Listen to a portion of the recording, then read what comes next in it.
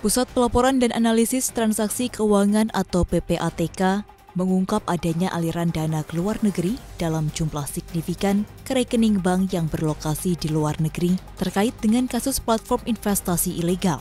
Kepala PPATK Ivan Yustiavandana mengatakan penerima dana diduga merupakan pemilik dari platform Binomo yang berlokasi di Kepulauan Karibia dengan total dana mencapai 7,9 juta euro atau setara 125 miliar rupiah. Transaksi ini berlangsung selama periode September 2020 sampai Desember 2021. Berdasarkan hasil penelusuran, dana tersebut kemudian ditransfer kembali dengan penerima akhir dana adalah entitas pengelola sejumlah situs judi online dan terafiliasi dengan situs judi di Rusia. Selain itu, ditemukan juga aliran dana 19,4 miliar rupiah, ditemukan juga aliran dana 19,4 miliar rupiah kepada pemilik toko arloji dan 13,2 miliar rupiah kepada pemilik showroom mobil atau developer. Ivan menambahkan, pihaknya juga menemukan aliran uang yang mengalir ke rekening bank di Belarusia, Kazakhstan, dan Swiss. Ivan menduga uang itu mengalir ke pemilik Binomo. Titik terang dalam kasus platform ilegal Binomo ditemukan bersamaan dengan keputusan menghentikan sementara 29 rekening dengan transaksi tidak wajar senilai 7,2 miliar rupiah. Sehingga totalnya saat ini sudah ada 150 rekening yang dibekukan sementara dengan total nominal 361,2 miliar rupiah.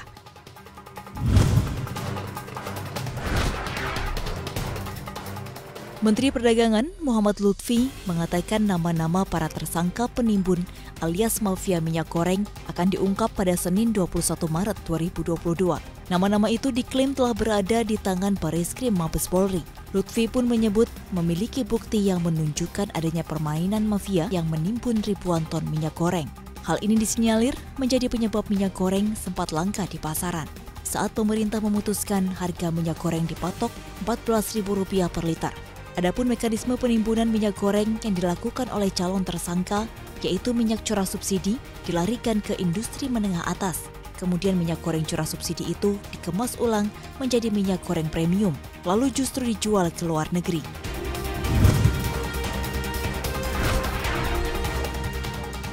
Pemerintah menyebut sejumlah negara kepincut membenamkan investasinya di Indonesia untuk pembangunan pabrik pengolahan atau hilirisasi nikel sebagai upaya mendukung pengembangan produksi baterai listrik.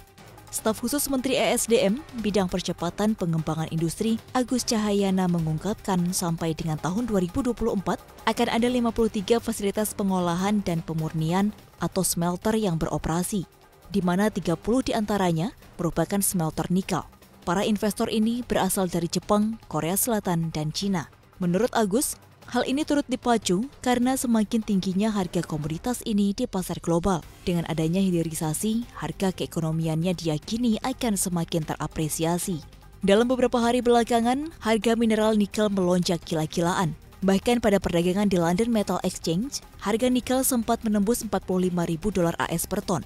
Harga ini naik lebih dari 100% secara year on year. Bahkan jauh di atas harga mineral acuan nikel yang ditetapkan oleh Kementerian ESDM pada Maret yang hanya $23.500 per ton.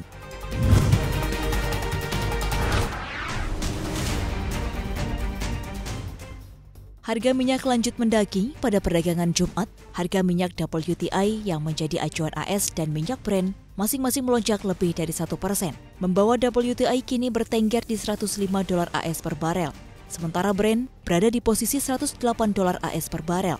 Di akhir perdagangan Kamis, komoditas ini mengalami rebound lebih dari 7%. Pasar minyak bangkit ditopang oleh ramalan kurangnya stok dalam beberapa pekan ke depan akibat sanksi terhadap Rusia, di mana sejumlah negara Barat dan Amerika Serikat sepakat untuk menutup pintu bagi produk minyak dari negara beruang merah.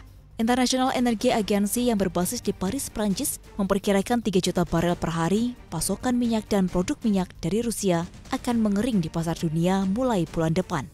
Kehilangan itu lebih tinggi dibandingkan penurunan permintaan yang sekitar 1 juta barel per hari.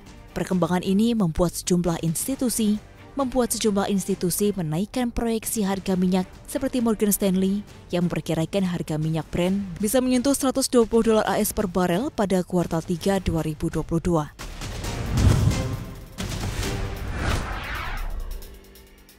Bank Sentral Jepang atau Bank of Japan kembali mempertahankan suku bunga acuannya di level minus 0,1% dalam rapat kebijakan moneternya yang digelar pekan ini.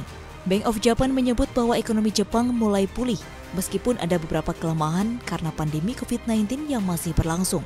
Ditambah adanya ketidakpastian yang sangat tinggi akibat perang Ukraina dan Rusia yang akan mempengaruhi Jepang dari sisi kegiatan ekonomi dan harga, terutama melalui perkembangan keuangan dan pasar modal global, harga komoditas, dan ekonomi global. Bank of Japan juga menekankan bahwa Bank Sentral masih akan mempertahankan kebijakan moneter longgarnya hingga target inflasi 2% dapat tercapai.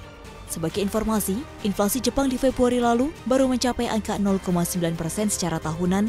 Nada dovish bond sangat kontras dengan Bank Sentral Amerika, The Federal Reserve, yang menaikkan suku bunga untuk pertama kalinya sejak 2018 dan menyusun rencana pengetatan agresif untuk memerangi lonjakan inflasi.